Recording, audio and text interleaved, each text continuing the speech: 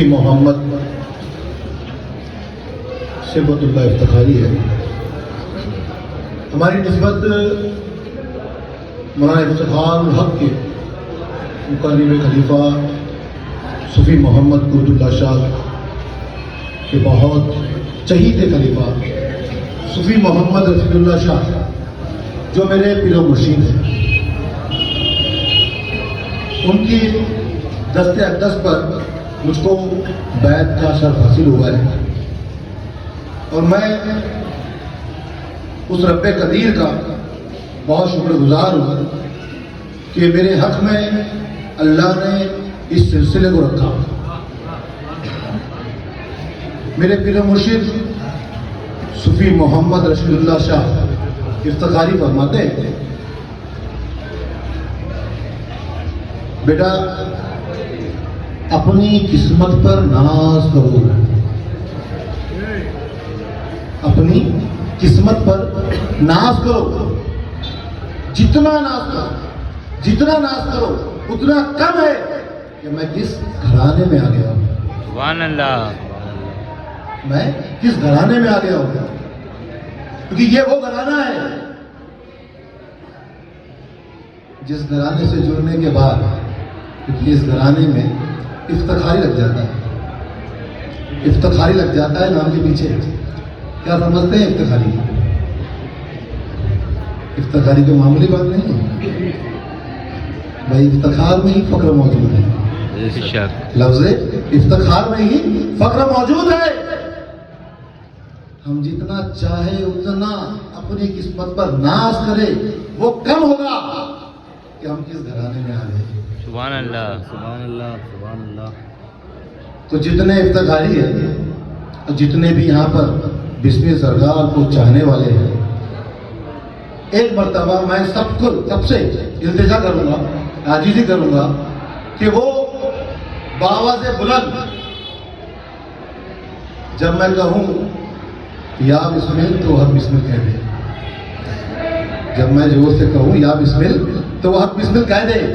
یا بسمل، حق بسمل، یا بسمل، حق بسمل، یا بسمل، حق بسمل. پہلے سب کے سب عاشق بسمل ہے، اور جو عاشق بسمل ہے وہی عاشق رسول بھی ہے. سبحان اللہ. سبحان اللہ. یہاں سب کے سب بسمل سے جڑے ہیں، کیونکہ یہ سلسلہ جو ہے وہ کس کا ہے؟ بسمل سرکار کا. تو یہ زنجیر ہے. سلسلہ کس کو کہتے ہیں؟ ایک زنجیر کو کہتے ہیں. آپ نے ایک کڑی تھامی، اس چین کی، اس زنجیر کی، تو اس کا مطلب ہے کہ ساری کی ساری زنجیر تھام رکھی. آپ نے بسم سرکار کے سلسلے کو تھام لیا تو آپ نے رسول اللہ کے سلسلے کو تھام لیا. بے شک. کیونکہ بسمل کا غلام ہی نبی کا غلام ہے. سبحان اللہ. بسمل کا غلام ہی نبی کا غلام ہے. میں اتنا بڑا تو مقرر تو نہیں ہوں. میرے سامنے جو معزز شخصیت بیٹھی ہوئی ہے، جو ہمارے سب کے آقا مولانا افتخار الحق کے پیر و مرشد، کیونکہ ہم سب افتخاری ہے کہ نہیں ناز ہے کہ نہیں؟ ہم کو ہے نا کہ ہم سب افتخاری ہے. اسی طریقے سے مولانا افتخار الحق کو ناز ہے کہ وہ مجیبی ہے. ہم کو ناز ہے وہ افتخاری ہے، ان کو ناز ہے وہ مجیبی ہے. وہاں سے آپ کے سجادہ نشین سید قاری فصیح مجیبی شاکر رحمان رضا کی قادری چشتی تشریف فرما ہوئے ہیں، اور آپ کے جانشین فرزند اکبر جو ہمارے بڑے چہیتے ہیں، بھلے ہی عمر میں بڑے ہوں گے لیکن وہ میرے بڑے ہیں. کیونکہ کیوں بڑے ہیں؟ یہ میرے بسمل نے بتایا. وہ سید ہے، وہ سید ہے، وہ ہمارے سر کے تاج ہے. وہ سید ہے، وہ ہمارے سر کے تاج ہے. ان کا پائے ناز سر پہ آ جائے تو کس بات میں. اور میں یہ واقعہ بتاؤں گا، میں اس کو ڈیفائن بھی کروں گا کیسے ہوگا.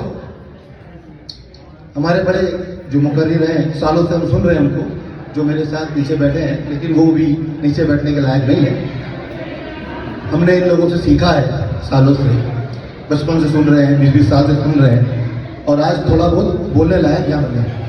उन्हीं लोगों से सीखा है जो हमसे पहले बोलते थे। यहाँ इस रिसालत का अजर मेरे नबी ने और उसके रब ने क्या मांगा, उनके रब ने क्या मांगा, रिसालत का अजर क्या मांगा है? अल्लाह सल्लुकुम इलैहि अजरन इल्लल मौत फी कुर्बा। क्या है ये? जब सरकार दो आलम सल्लल्लाहु अलैहि वसल्लम मक्का शरीफ से मदीना तशरीफ लाए, तब सहाबा कराम अंसार बड़े मासूम आशिक रसूल जो बहुत इश्क क्या करते थे हमारे नबी से, उनके दिल में एक ख्याल पैदा हुआ कि हमारे नबी के घर वाले तो बहुत हैं, घर वाले बहुत हैं, लेकिन आपके पास माल बहुत कम है, आपके पास माल बहुत कम है, तो हमको कुछ उनकी माली इमदाद करनी चाहिए, माल से मदद करनी चाहिए। अंसार ने, सहाबियों ने आपस में गुफ्तगू की, जिक्र किया। वो नहीं जानते, उनका ये खुश फहम था कि कोई भी नबी की इमदाद नहीं कर सकता, कोई भी नबी की इमदाद नहीं करता, माली इमदाद नहीं कर सकता है। लेकिन आप तो आशिक थे, आपको जो लगा, आपको जो महसूस हुआ, आप तमाम सहाबा कुछ माल जमा करके सरकार की बारगाह में हाजिर हुए और अर्ज गुजार हुए कि या रसूल अल्लाह सल्लल्लाहु अलैहि वसल्लम, हम आपके गुलाम हैं, हम आपके खुद्दाम हैं, हम आपके गुलाम हैं, हम आपके खुद्दाम हैं, हम आपकी बारगाह में बतौर नजराना कुछ नजर लेकर आए, आप कबूल फरमाएं। जब आपने तमाम साहबियों ने ये कहा, उसी वक्त ये आयत नाजिल हुई, उसी वक्त ये वही नाजिल हुई, अल्लाह सल्लुकुम इलैहि अजरन इल्लल मौत फी कुर्बा। क्या मानी है इसके? तो अल्लाह फरमाते हैं कि मेरे महबूब आप फरमा दो, मेरे महबूब आप फरमा दो कि मैं तुमसे इस तबलीगी रिसालत के बदले कुछ नहीं मांगता, मैं दुनिया की कोई दौलत नहीं मांगता तुमसे, इस तबलीगी रिसालत के बदले। तबलीगी रिसालत क्या है? आज जो तुम नाज करते हो ना, मैं मुसलमान हूं, मैं ईमान वाला हूं, हमको नमाज मिली, रोजा मिला, हज मिली, ज़कात मिला, कुरान मिला, सबसे प्यारे नबी मिले, ये रिसालत है। इन सब का बदला अल्लाह क्या चाहता है? तो सहाबा कराम ने अर्ज किया कि या रसूल अल्लाह, वो आपके कराबतदार कौन है कि जिनकी मोहब्बत हम पे वाजिब है? वो कौन है? और अल्लाह ये पूरी तबलीग रिसालत का बदला उन कराबतदार की मोहब्बत से मांग रहा है। तो हमारे प्यारे आका हम सबकी दिलों की जान क्या फरमाते हैं कि वो मेरे अहले बैत हैं, वो मेरे अहले बैत है कि जिनकी मोहब्बत तुम पे वाजिब है। एक और वाक़या जोड़ता हूं मैं, इमाम जाफर सादिक आपके शागिर्द मुरीद हज़रत बाजिद बुस्तामी रहमतुल्लाह अलैह, आप अरसा दराज तक इमाम जाफर सादिक की खिदमत गुजारी में रहे, अरसा दराज तक। एक रोज इमाम जाफर सादिक ने आपको बुलाया और फरमाया, ऐ बाइज़िद, फला ताक पे किताब रखी है, फला ताक पे एक किताब रखी है, वो लेकर आ जाओ। तो बाइज़िद बुस्तामी रहमतुल्लाह अलैह अर्ज करते हैं कि वो ताक कहाँ है? वो ताक यानी कि ऊंचाई रखने वाली चीज जहाँ किताबें वगैरह या सामान रखा जाए, वो कहाँ है? तो रहते इमाम जाफर सादिक फरमाते हैं, इतने अरसा दराज से मेरे साथ रह रहे हो, میرے یہاں رہ رہے ہو اور تم نے وہ تاج نہیں دیکھا؟ تو کیا فرماتے ہیں حضور؟ میں نے کبھی آپ کے چہرے کی طرف نہیں دیکھا، اپنی نگاہیں اٹھا کے، میں نے کبھی اپنی نگاہیں اٹھا کے آپ کے چہرے کی طرف بھی نہیں دیکھا۔ تو حضرت امام جعفر صادق فرماتے ہیں کہ بھائی جی اب تم بوستان چلے جاؤ۔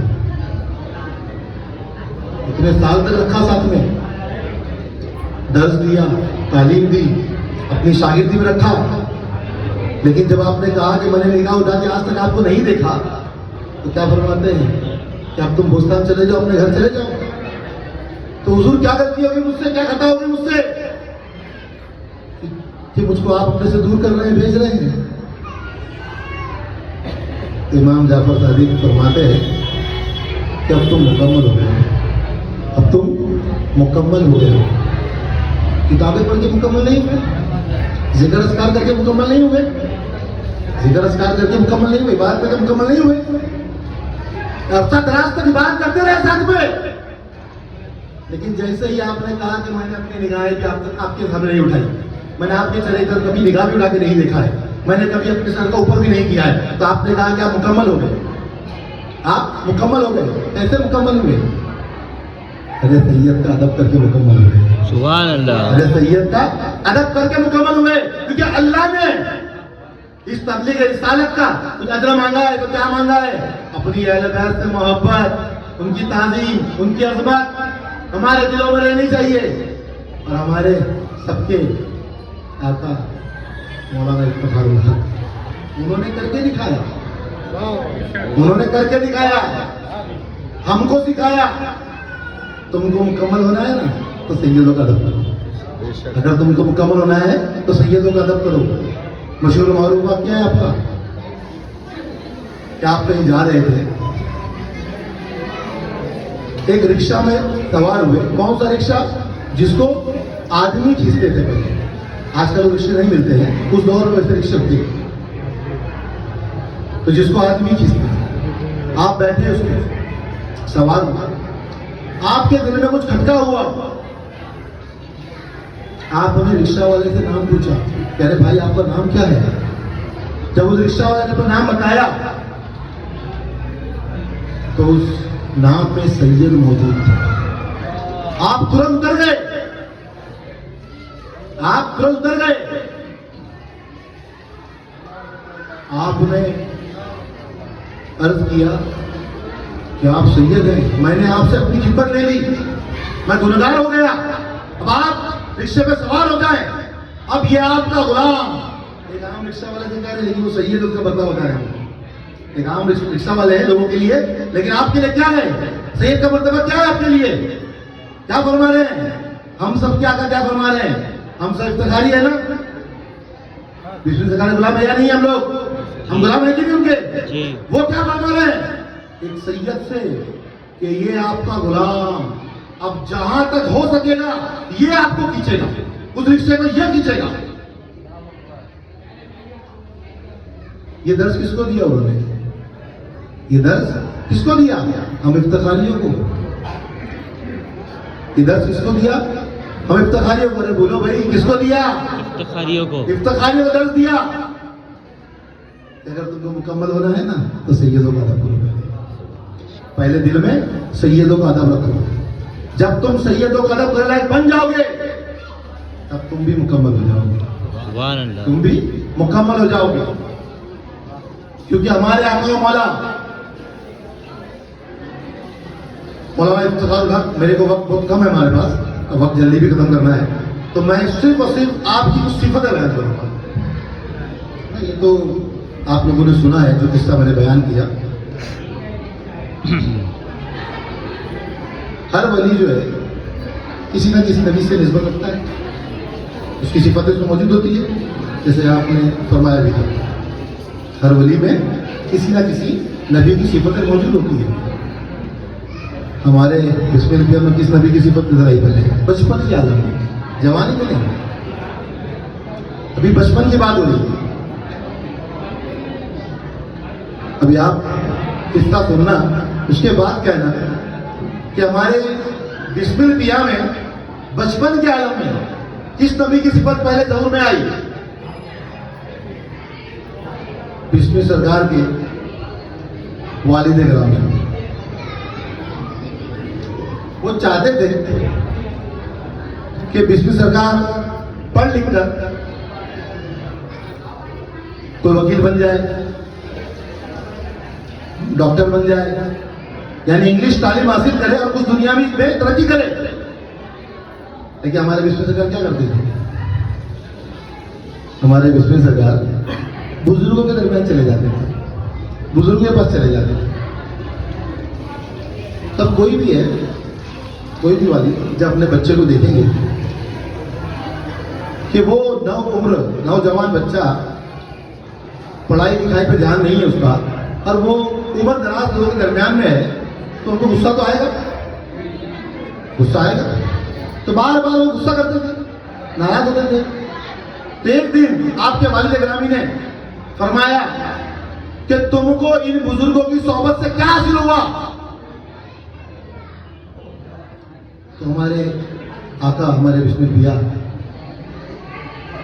چپ چاپ باورچی خانے میں چلے گئے، چپ چاپ باورچی خانے میں چلے گئے.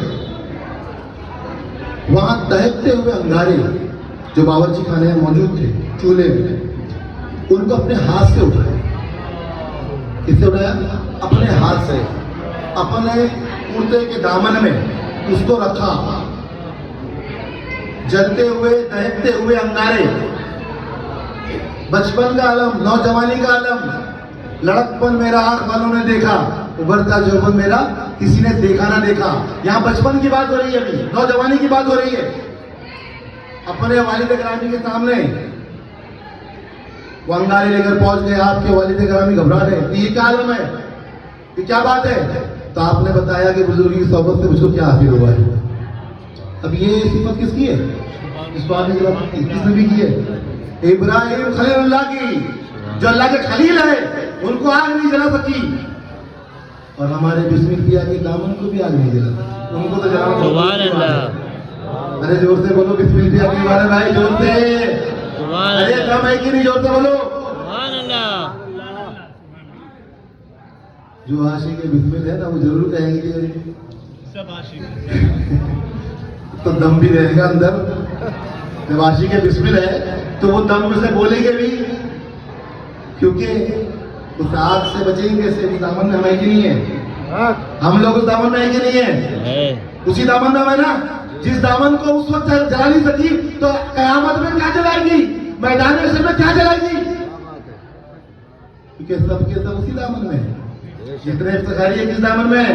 اسی دامن میں ہے. جب ان کے بچپن ان کے عالم میں ان کے دامن کو آگ نہیں جلا سکی تو کیا میدان محشر میں جلا سکے گی؟ ارے بولو زور سے سبحان اللہ. سبحان اللہ. ارے سبحان اللہ. سبحان اللہ. ارے یا بسم اللہ. ارے یا بسم اللہ. ارے یا بسم اللہ. تھوڑا سا مزہ آنا چاہیے دل سے، ایسا خالی مرتے ہوئے نہیں. افتخاری ہو نا، فخر کرتے ہو نا، بسم اللہ کی نہیں کرتے ہو؟ ارے کرتے ہو نا تو زور سے بولو یا بسم اللہ. یا بسم اللہ. اب مزہ آیا نا؟ دل و جان سے نام نکلنا چاہیے، کیونکہ ہمارے لیے بسمل کا ہی نام جپنا ہے. جب میں اپنے پیر و مرشد کے پاس گیا کہ حضور کو وظیفہ دیتا ہوں کہ جس سے میری زندگی جو ہے وہ کامیاب ہو جائے. بولے زندگی کامیاب کرنی ہے، بہترین وظیفہ میں عطا کرتا ہوں، بہترین وظیفہ. اب وظیفہ جو عطا کیا تھا وہ بتانے سے پہلے میں ایک جنید بغدادی قصہ بھی جوڑ دیتا ہوں اس میں، تاکہ تمہارے سمجھ میں آ جائے. ایک روز جنید بغدادی رحمۃ اللہ علیہ، بہت مشہور معروف قصہ ہے. یا بسمیل، یا بسمیل، یا بسمیل، یا بسمیل.